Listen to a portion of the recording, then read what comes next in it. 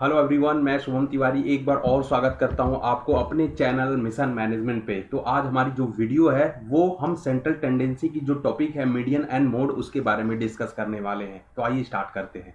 तो इससे पहले आपने जो भी सेंट्रल टेंडेंसी की अभी हमने मीन खत्म किया है। मीन चूंकि आपको पहले ही हमने बताया था कि मीन का जो पार्ट है ना वो बहुत बड़ा पार्ट है। ठीक है, मीन के हमने जो भी मीन का हमने पढ़ा है ना वो कंप्लीट पार्ट है और उसके लिए अब कोई भी अदर सोर्स आपको देखने की जरूरत नहीं है। ठीक है, सिमिलरली आज मीडियन एंड मोड भी खत्म कर देंगे जिससे आपका एक कंप्लीट यूनिट खत्म हो जाएगा जो जिसका नाम है मेजर्स ऑफ सेंट्रल टेंडेंसी। ठीक है, तो चलिए शुरू करते हैं। देखें, सबसे पहले हम मीडियन की बात करने वाले हैं। मीडियन क्या होता है? सबसे पहले मीडियन की बात अगर करें हम तो हमने वहां ध्यान देना है कि सेंट्रल टेंडेंसी को आप जब कैटेगराइज किया था आपने तो मैथमेटिकल एवरेज के बेसिस पे किया था और पोजिशनल एवरेज के बेसिस पे किया था। ठीक है, तो मैथमेटिकल में आपने मीन को देखा था, हार्मोनिक मीन को देखा था और जियोमेट्रिक मीन को भी देखा था। लेकिन अब बात किया जा रहा है आपके पोजिशनल एवरेज की जिसमें आपका मीडियन एंड मोड कंक्लूडेड है। राइट,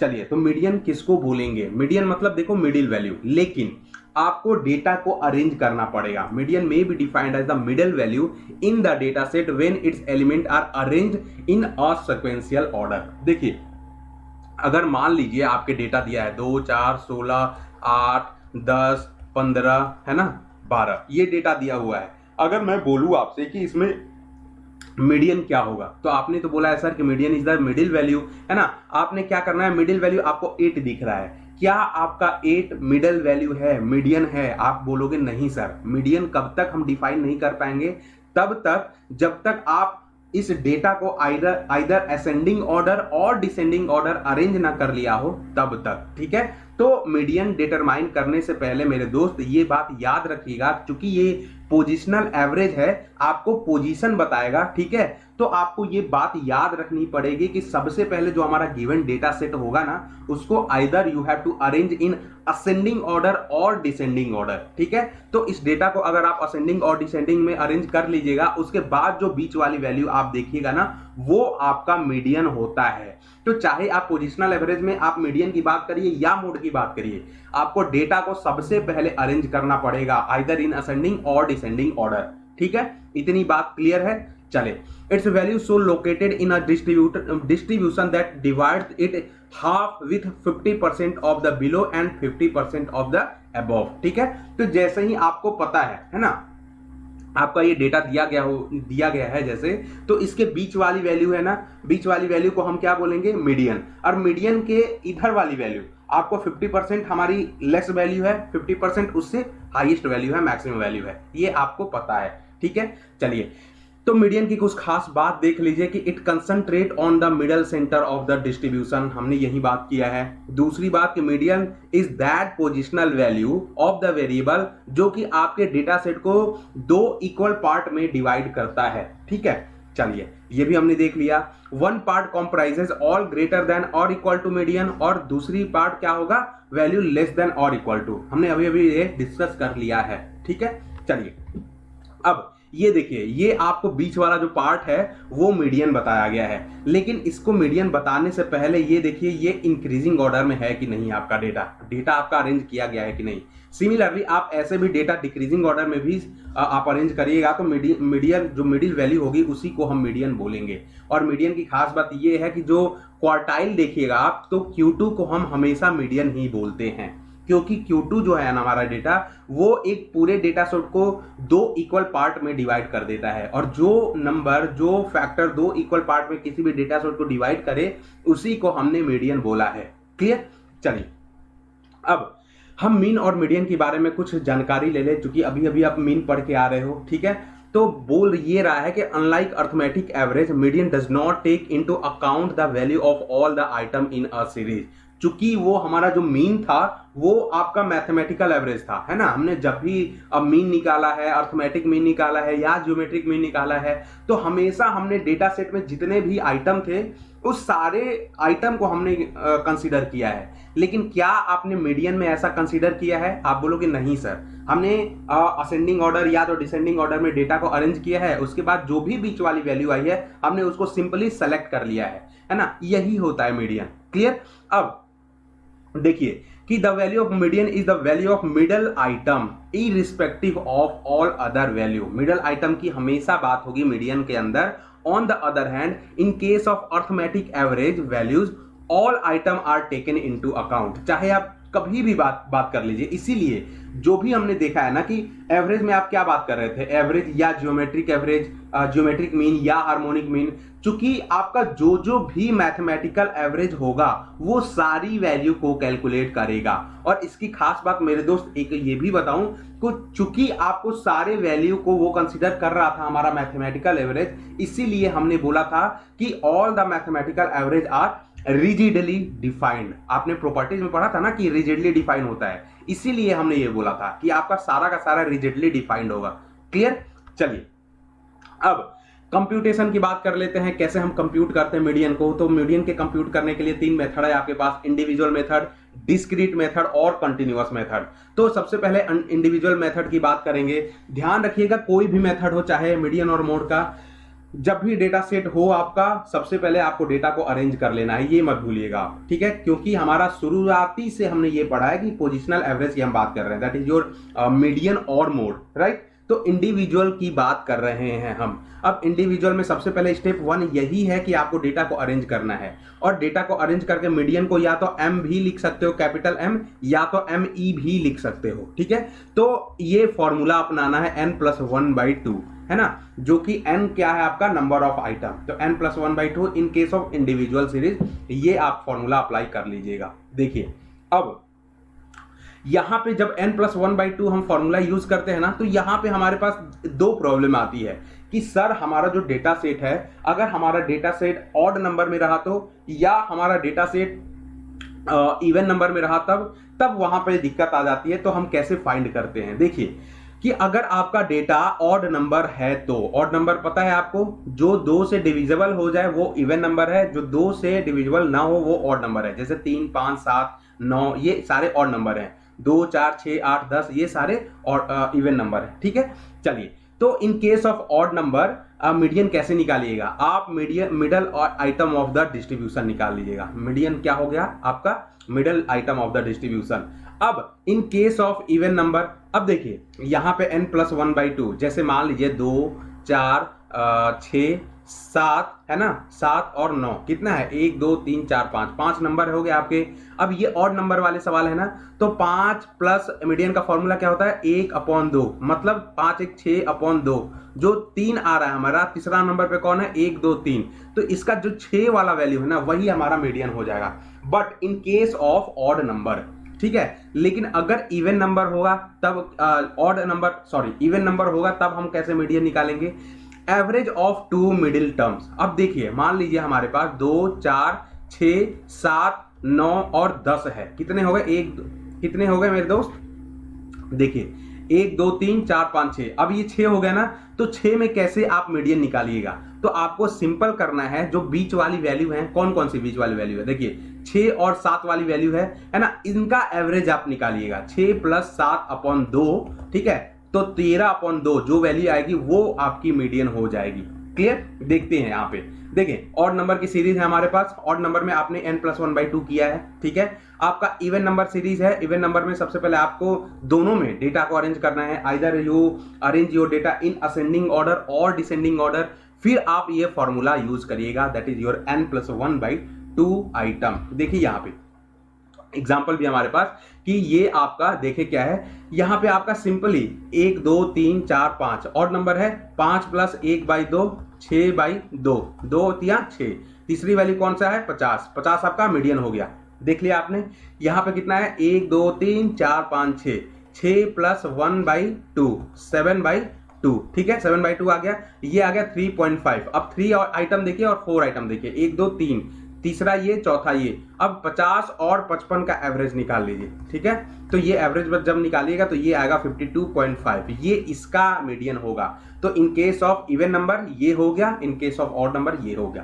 क्लियर है इतना? चलिए अब इंडिविजुअल हमने देख लिया, डिस्क्रीट की बारे में बात करते हैं। डिस्क्रीट में कैसे करेंगे? सबसे पहले ये प्रोसेस जरूर दे रखा है हमने आपके लिए, अगर आपको कंटेंट चाहिए ये प्रॉपर वीडियो का, तो हमारे जो डिस्क्रिप्शन में लिंक दिया होगा प्लीज ज्वाइन करिएगा, वहां पे हम आपको सारा कंटेंट दे देंगे, ठीक है? चलिए तो हम डिस्क्रीट सीरीज की अगर बात करें तो वहां हम कैसे मीडियन को कैलकुलेट करते हैं, आइए देखते हैं। देखें कि हमारे पास यहाँ पे साइज दिया गया है x, जो कि 3 4 5 6 7 है, और फ्रीक्वेंसी भी दी हुई है।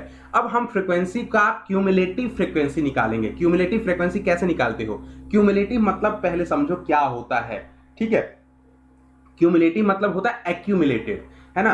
जैसे साल दर साल या कोई भी पर्टिकुलर पॉइंट ऑफ टाइम पे हमने कितना नंबर हमारा ऐड हो गया, क्लियर। जैसे हम अगर सीएफ की बात करें, क्यूमुलेटिव की बात करें, तो ये मान लीजिए 1 2 3 4 5 हमारे 5 सीरियल नंबर हैं।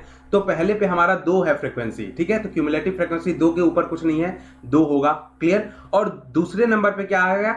2 और 1 ये जुट गया, 2 1 3 हो गया, ठीक है। 3 और 3 6 हो गए, 6 और 7 13 हो गए। तो ऐसे आप क्यूमुलेटिव फ्रीक्वेंसी निकालते हो। तो क्यूमुलेटिव फ्रीक्वेंसी का मतलब यही होता है मेरे डियर, कि उससे आगे जो सक्सीजर होता है ना, उसके बाद कितने आपके पॉइंट ऐड होते चले गए। तो हम सबसे पहले साइज दिया गया है, फ्रीक्वेंसी दिया गया है, फ्रीक्वेंसी का आप फॉर्मूला वो निकाल लीजिए, समेशन, जो कि 17 आया है इस फॉर्मूला में, इस क्वेश्चन में, ठीक है। अब क्यूमुलेटिव फ्रीक्वेंसी जब निकालिएगा तो देखिए 2 और 1 3, 3 और 3 6, 6 और 7 13, और 13 4 17। मेक श्योर कि आपकी जो टोटल फ्रीक्वेंसी होनी चाहिए और जो टोटल जो लास्ट में क्यूमुलेटिव फ्रीक्वेंसी की वैल्यू आनी चाहिए, वो क्या आना चाहिए आपका? वो इक्वल आना चाहिए। अब यहां तक तो आपने निकाल लिया। अब इसमें आप n+1/2 निकाल के कैसे मीडियन निकालोगे? देखिए आपका टोटल n कितना है, यहाँ पे n इक्वल टू निकाला है 17 आपने, तो 17 प्लस 1/2 कितना हुआ? 18/2, ये 2 9 18, ठीक है, 9 आ गया। अब आप ये देखिए कि 9 हमारे किस क्यूमुलेटिव फ्रीक्वेंसी में लाई कर रहा है। ये तो 6 में कभी लाई नहीं करेगा, 6 और 13 के बीच में, मतलब 13 हमारा नंबर है जो कि मीडियन ग्रुप हो जाएगा, क्योंकि 9 जो नंबर है हमारा इसी मीडियन ग्रुप में लाई करेगा, क्लियर। तो ये हमारा हो गया आपका। देखिए अब साइज ऑफ 9th आइटम देख लिया आपने। Since 9th item falls in the cumulative frequency 13 and size against this cumulative frequency is 6। अब यहां से देखिएगा, आप साइज देखिएगा तो ये 6वां नंबर पे है, तो आपका मीडियन सिंपल सी क्या हो जाएगा? 6 हो जाएगा। ये हम डिस्क्रीट सीरीज में ऐसे मीडियन को फाइंड करते हैं, ठीक है। चलिए अब कॉन्टिन्यूअस सीरीज की बात करते हैं। कॉन्टिन्यूअस सीरीज में क्या है कि इन case of continuous series median cannot be located straight forward. हम जितनी आसानी से डिस्क्रीट में निकाला है मीडियन हमने, इंडिविजुअल में निकाला है मीडियन हमने, उतनी आसानी से कॉन्टिन्यूअस में हम नहीं निकाल पाते हैं, ठीक है। तो in this case median lies between upper limit and lower limit of the class interval. अब कॉन्टिन्यूअस सीरीज में हमने चाहे मीन भी देखा था ना, वहां भी हमने क्लास इंटरवल की बात की थी, और यहां भी हमने क्लास इंटरवल की बात करना है। तो to get the exact value of median we have to estimate median with the help of formula. Formula देख लेते हैं क्या होता है। ये देखिए फॉर्मूला क्या होता है, median equal to L1 plus n/2 minus CF upon F into I. ये आपका फॉर्मूला होता है। ये सारा प्रोसेस लिखा हुआ है, स्टेप लिखा हुआ है, लेकिन फॉर्मूला ये हुआ है ना। देखिए यहां अगर कोई भी कंसेप्ट आपने पढ़ लिया ना, उसके बाद आप फर्दर कोई बुक यूज मत करिए, ठीक है, आप कंफ्यूज हो जाओगे, क्योंकि यहां मैंने पूरा जितने भी सेंट्रल टेंडेंसी में मीन है या मीडियन है या मोड है, पूरा कवर कर रखा है, ठीक है। चलिए अब देखिए, अब हमने जैसे लिखा है x की वैल्यू है, ये कॉन्टिन्यूअस सीरीज में आपको पता है कि जो लेफ्ट साइड वाली है हमारी लोअर वैल्यू होती है, राइट साइड वाली होती है हमारी अपर वैल्यू होती है। मतलब ये जितने भी लेफ्ट वाले वैल्यू होंगे वो लोअर वाले होंगे, जितने भी राइट वाले वैल्यू होंगे वो हमारे अपर लिमिट वाले वैल्यू होंगे, ठीक है। यही एक कॉन्टिन्यूअस सीरीज का खास बात होता है, ठीक है। चलिए अब यहाँ पे फ्रीक्वेंसी जो दे रखा है, फ्रीक्वेंसी में देखिए 3 4 2 7 9। अब टोटल फ्रीक्वेंसी करिएगा, जो n आपका निकल के आ रहा है 25। अब n/2 करिए आप, n/2 जब करेंगे तो 12.5 आपका ये आ रहा है ना। अब 12.5 क्लियर। अब आपको फॉर्मूला ध्यान करिए, हमें फॉर्मूला में क्या क्या चाहिए। आपको चाहिए L1 है ना, n/2, CF और F और I, ये पांचों आपके फैक्टर चाहिए, ठीक है। देखिए अब ये जब 12.5 आया है तो आपके मीडियन क्लास सबसे पहले फाइंड कर लीजिए कि कौन सा आपका मीडियन क्लास होगा। तो 9 में तो 12.5 कभी लाई नहीं करेगा, 9 के नीचे 16 इसमें जरूर लाई करेगा, तो ये आपका मीडियन क्लास हो गया, क्लियर। तो हमने L1 किया है, तो L1 आपका सिमिलरली 16 के कॉरेस्पॉन्डिंग जाइएगा आप, तो 30 से 40 वाला है पार्ट, ठीक है। तो 30 वाला लेफ्ट वाला पार्ट आपका क्या हो गया, L1 हो गया, लोअर लिमिट हो गया 30, ठीक है, प्लस n/2 n/2 आपने निकाला है जो 12.5 माइनस, अब देखिए क्या दिया है, CF करना है। CF जो 16 है आपका, है ना, इसके जस्ट ऊपर वाला जो क्यूमुलेटिव फ्रीक्वेंसी हम कंसीडर करेंगे, ठीक है।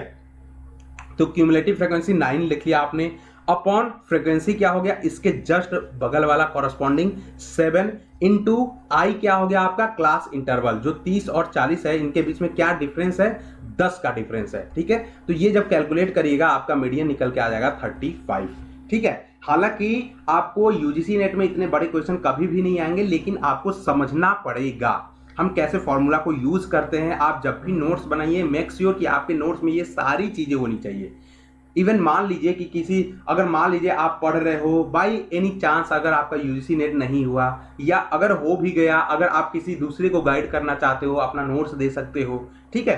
तो इसलिए आपको ये सब जानना जरूरी है, ठीक है। चलिए अब मीन वर्सेस मीडियन की बात कर लेते हैं। देखें, जब मीन वर्सेस मीडियन की बात अगर करें तो ईज इन कैलकुलेशन की बात करते हैं जब, तो median is easier to calculate as compare to mean, ये सही बात है ना। मीडियन जब भी हम कैलकुलेट करते हैं वो कहीं ना कहीं हमें इजी लग रहा है as compare to mean. Mean में चूंकि हमारा मैथमेटिकल एवरेज था तो हम कुछ ना कुछ मैथमेटिकल फॉर्मूला यूज करते थे, ठीक है। उसके बाद फ्लक्चुएशन इन सैंपल, देखिए तो अगर आपका सैंपल फ्लक्चुएट करेगा ना तो मीडियन भी थोड़ा बहुत ज्यादा फ्लक्चुएट करेगा।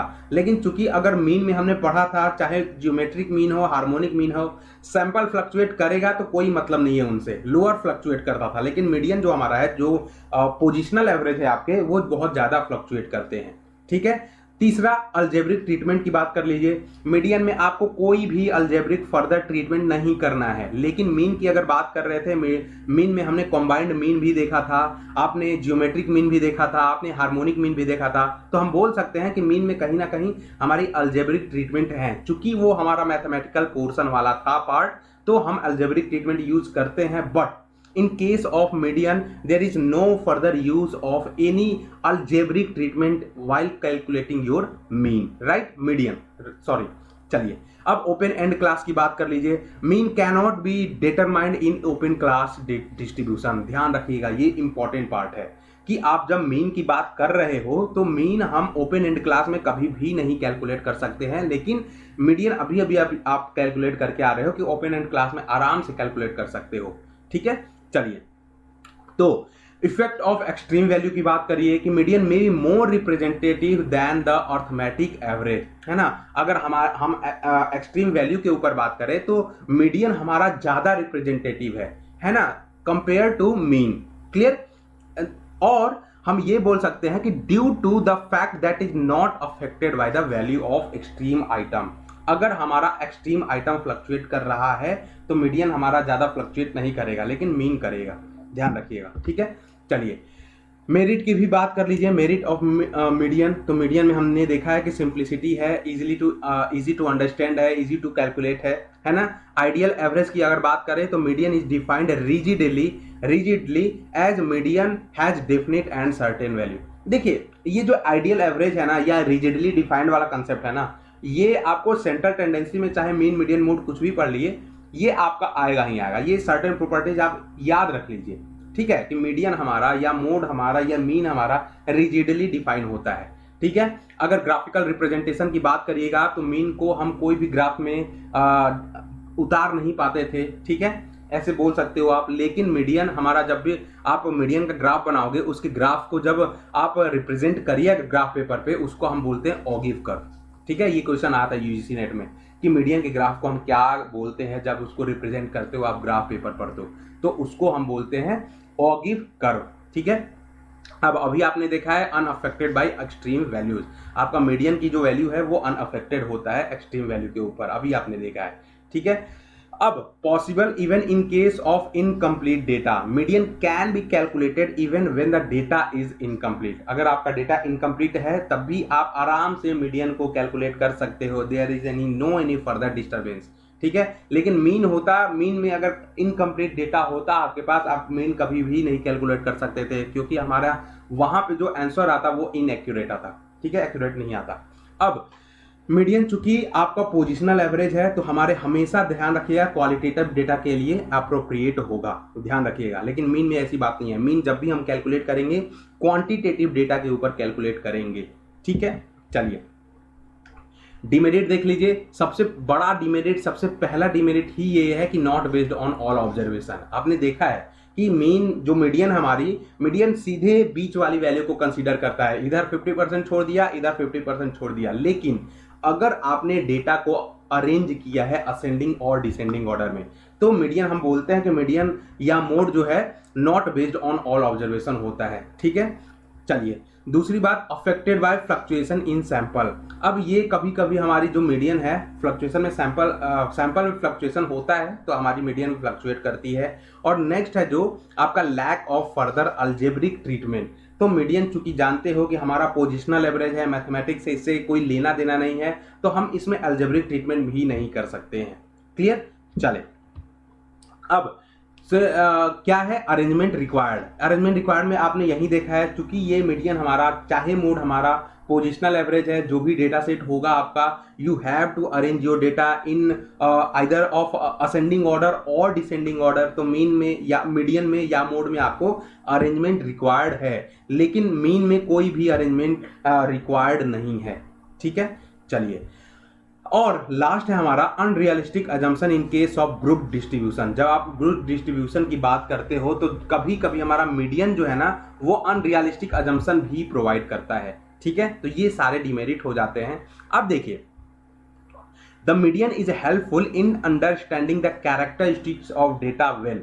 आपको मीडियन कब हेल्पफुल होता है, ये आपको हो सकता है क्वेश्चन में पूछ लिया जाए आपसे, ठीक है। तो मीडियन हमारा कब हेल्पफुल होता है, जब आपका डेटा क्वालिटेटिव इन नेचर का हो, अभी हमने पढ़ा है, जब आपका डेटा एक्सट्रीम वैल्यू प्रेजेंट कर रहा हो, है ना, और जब आपका data quick estimate of an average आपको चाहिए, जब वो प्रोवाइड कर रहा हो, तो आप मीडियन वहां यूज कर सकते हो, ठीक है। चलिए अब मोड की बात कर लेते हैं। मोड की बात करने से पहले थोड़ा सा मैं पानी पी लेता हूं, ठीक है।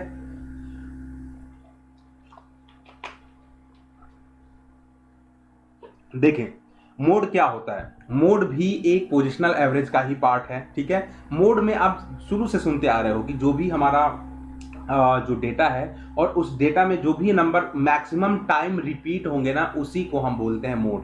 यही सुने हो ना। देखिए तो मोड आपका क्या होता है, mode is the value occurring most frequently in a set of observation.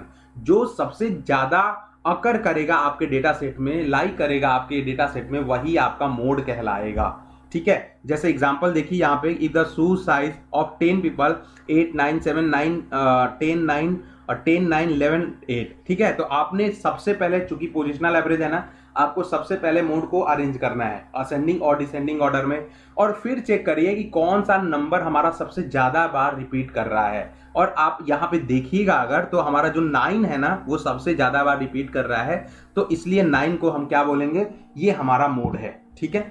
चले अब हम कुछ मोड के बारे में कुछ इंपॉर्टेंट पॉइंट जान लेते हैं कि mode is extensively used to measure taste and preference of people, है ना। जब भी हम taste and preference of people की बात करते हैं, है ना, किस पीपल को या किस लोगों को, कौन से ग्रुप को सबसे ज्यादा कौन सी ब्रांड पसंद है, या शू साइज के बारे में हम जब बात कर ले रहे हैं, तब हम वहां मोड की यूज करते हैं, पहली बात। दूसरी बात, in case of frequency distribution mode is determined by the value of corresponding to maximum frequency. जब आप मोड कैलकुलेट करिएगा, जब हम कैलकुलेट करके बताएंगे टेबल के थ्रू, तो मोड आपको कैसे डिटरमाइंड होगा, जो भी सबसे ज्यादा फ्रीक्वेंसी वाला होगा ना पार्ट, उसके कॉरेस्पॉन्डिंग जो साइज होगी वही आपकी मोड हो जाएगी, ठीक है। अब नेक्स्ट है कि situation when rule of maximum frequency is not followed. अब चूंकि आप शुरू से पढ़ते आ रहे हो कि मोड में हम क्या करते हैं, जो सबसे ज्यादा बार रिपीट हो रहा है वही हम मोड बना लेते हैं, लेकिन कुछ एग्जांपल ऐसे भी होंगे वहां पे जहां पे rule of maximum frequency follow नहीं किए जाएंगे। जैसे एग्जांपल में समझिए, यहाँ पे 65 है, 70 75 एक्सेट्रा दिया गया है, और आपकी फ्रीक्वेंसी भी दी गई हुई है ना। अब ये बोल रहा है कि in the given case frequency is maximum 25। अब मैक्सिमम 25 के अराउंड देखिए आपका 70 नंबर है ना।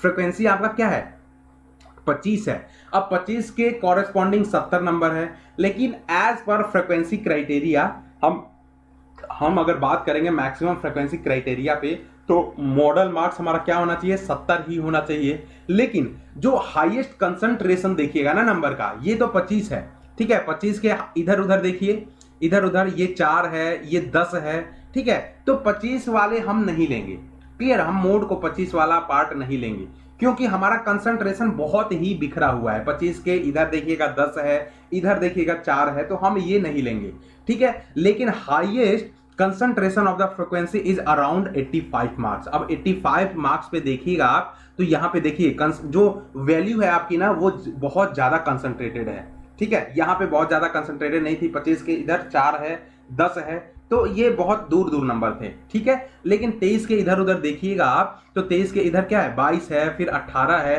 तो आप ये बोल सकते हो कि in the neighbour of 85 there are more frequency. कितने हैं, 22, 13, 18 as compare to the neighbour of 70 mark. 70 में देख लीजिए, एक 23 में देख लीजिए, आपको पता लग जाएगा। तो इसीलिए 23 के सामने जो भी वैल्यू होगी हमारी 85, वो क्या हो जाएगा, आपका मोड हो जाएगा, ना कि आपका 70 होगा। ये ध्यान रखिएगा। और इसी केस में रूल ऑफ मैक्सिमम फ्रीक्वेंसी आपका यूज नहीं होता है, ठीक है, ध्यान रखिएगा। अब जो मोड को हम यूज करते हैं ना, मोड का सिंबल क्या होता है, जेड होता है। मीन जब हमने पढ़ा था एक्स बार होता है, मीडियन क्या होता है, एम होता है या एम ई होता है, और मोड होता है आपका जेड, क्लियर, ध्यान रखिएगा। अब नेक्स्ट है इंपॉर्टेंट पॉइंट कि mode is more preferable to mean and median, है ना। When it is desire to know the most typical value, जब आपको सबसे टिपिकल वैल्यू चाहिए होती है, तो मोड हम ज्यादा अच्छे तरीके से प्रेफर करते हैं, बहुत ज्यादा प्रेफर करते हैं as mean and median. Mean and median को हम उस टाइम के लिए भूल जाते हैं, मोड को यूज करते हैं। जैसे कॉमन साइज ऑफ शूज बताइए, तो कोई भी दुकानदार के पास जाइएगा, तो 8 और 9 नंबर है ना, वो दुकानदार के पास शूज की दुकान पे जाइएगा अगर, तो वो साइज के जूते बहुत ज्यादा मिलेंगे। वहां तो आपको मीन नहीं यूज होगा, वहां तो आपको मीडियन नहीं यूज होगा। तो mode is generally preferable, clear. चलिए, तो ये हमने समझ लिया। चले, अब देखिए, जब भी डिस्ट्रीब्यूशन की बात होगी ना, तो डिस्ट्रीब्यूशन में हमारी क्या क्या कैसे कैसे डिस्ट्रीब्यूशन के टाइप हो सकते हैं। Your distribution can be unimodal, bimodal और मल्टी मॉडल, ठीक है। अब नो मॉडल या यूनी मॉडल या बाई मॉडल या मल्टी मॉडल किस किसको बोलेंगे हम, देखिए। नो मॉडल वैल्यू मतलब when each observation occur the same number of frequency in a time series, ठीक है। जैसे देखिए कि 1 2 3 4 5 6, अगर ये हम डेटा सेट बोले अगर, तो आपको सभी डेटा जो है एक एक बार रिप्रेजेंट कर रहा है, ठीक है, एक एक बार अकर हो रहा है, तो इसको हम क्या बोलेंगे, नो मॉडल वैल्यू।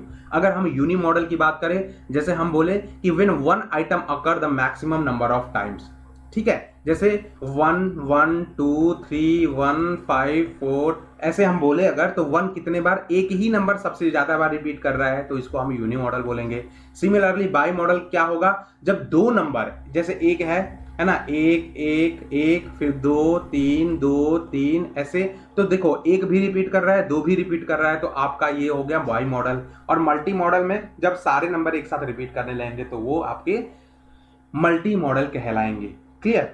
चलिए, अब देखिए कैलकुलेशन पार्ट पे आते हैं। कैलकुलेशन भी हम मोड का सीखेंगे। अब कैलकुलेशन भी अगर सीखेंगे तो ये 3 तरह के होते हैं, इंडिविजुअल, डिस्क्रीट और कॉन्टिन्यूअस। इंडिविजुअल में आप कैसे कैलकुलेट करते हो मोड को, बाय ऑब्जर्विंग, है ना। कोई भी डेटा सेट दिया गया हो, उसको आप ऑब्जर्व करके बता दोगे भैया ये मोड है, क्योंकि यहाँ क्या होता है, केवल आप ऑब्जर्व करते हो, मैक्सिमम फ्रीक्वेंसी को देखते हो, ठीक है। और इसी ऑब्जर्वेशन को आप जब चेंज करिएगा, है ना, by converting individual series into discrete series by frequency distribution के सहायता से, मदद से आप चेंज कर सकते हैं, ठीक है। देखें आप कि हम सबसे पहले बात कर रहे हैं, हाइट है हमारा 52, ये दिया गया है आपको, क्लियर। अब इसी डेटा सेट को आप ये मत भूलिएगा सबसे पहले कि डेटा सेट को हमें अरेंज करना है, either it is in ascending order और डिसेंडिंग ऑर्डर। सबसे पहले डेटा सेट को अरेंज करिएगा, उसके बाद ही कुछ काम करिएगा, ठीक है, ये मत भूलिएगा मेरे भाई, ठीक है। अब डेटा सेट को यहाँ पे अरेंज कर दिया गया है, देख सकते हो आप। डेटा सेट को जब अरेंज किया गया है, तो आपका जो 66 नंबर है वो बार बार रिपीट कर रहा है, देख रहे हो आप।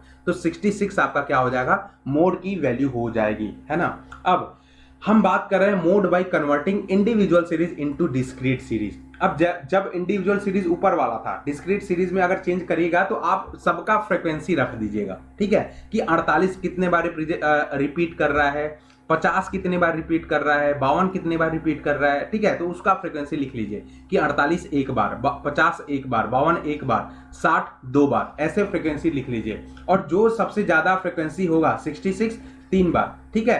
तो आपके 66 यहाँ पे मोड हो गया है ना। क्यों मोड हो गया? क्योंकि ये सबसे ज्यादा बार रिपीट कर रहा है। क्लियर? चलिए, तो आपको यहाँ पे क्वेश्चन दिया गया है, आप क्वेश्चन देख लीजिएगा, आपके लिए है, बना लीजिएगा, ठीक है।